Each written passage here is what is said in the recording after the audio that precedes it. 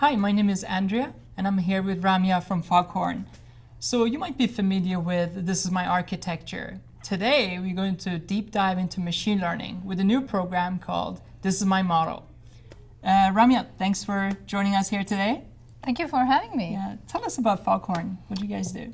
FogHorn is a edge intelligence platform company, and what we do is allow users to build solutions that enables AI ML at the edge. So it's an edge AI platform. Very cool. So AI ML is in everyone's mind these days. Tell us about, where does AI ML live inside the solution you guys provide on the edge? Right.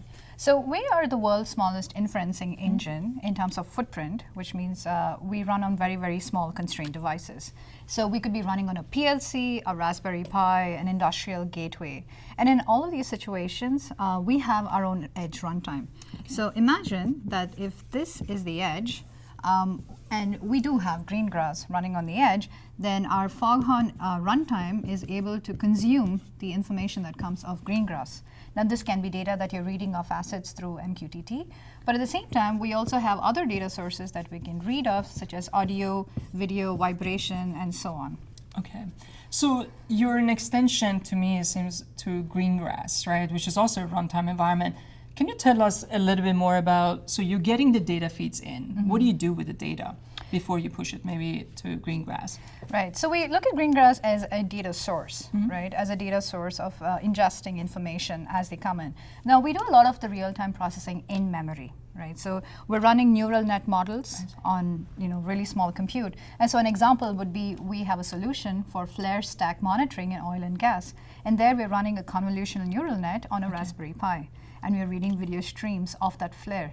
So in terms of how we integrate with Greengrass, we look at it as a source of data, but we're also looking at Greengrass's MQTT architecture to allow us to talk to other edges. I see. Right? And I can talk about a specific example here, right? So let's say we have an operator who's walking around with a wearable in the oil and gas refinery plant, and he's measuring different toxic levels of the gas. Now, they don't have external connectivity, and let's say this is our, this is where the edge begins, and this is the cloud. What happens is the information of this operator can be communicated to another operator in terms of the gas levels through the IoT core. I see. Right? We're using the MQTT communication that you have going. That's very neat. So essentially, you can have operators communicating with each other through this IoT edge facility environment that you built. Now, you wonder, where does it be built? Where is it being built? Is that at the edge as well, or does the consumer have to build it in the cloud? Great question. So if you look at the life cycle of the model, right, you have to first develop the model, train the model, get the label data sets. So all of that is left to the powerhouse of AWS tools, right? We completely rely on the cloud infrastructure for the user to go and the data scientist to go in and build out these models. At the end of the day, when SageMaker spits out the model, that is where we really shine through. We take in the model that SageMaker builds, and we're able to deploy it across multiple edges. And we do that with a process called edgification. Now, what is edgification and why is it important? When you build a model in the cloud, a data scientist is often concerned with the accuracy of the model, right? You're not really worried about, is it fast, is it small footprint and all of that. And more importantly, you're working on batch data. Now, when you start bringing in a model to run on the edge, you're working with streaming data and data that's coming at you with very, very high frequency. Right. We're talking about low latency response time with very high velocity. Yeah. So edgification is the process of being able to take that model, bind it to real-time streams, and then execute the model as it comes. So that's one aspect of it. And as a company, we're very focused on working on addressing the OT side of the house, the industrial sectors who are not as familiar with the data science. I see.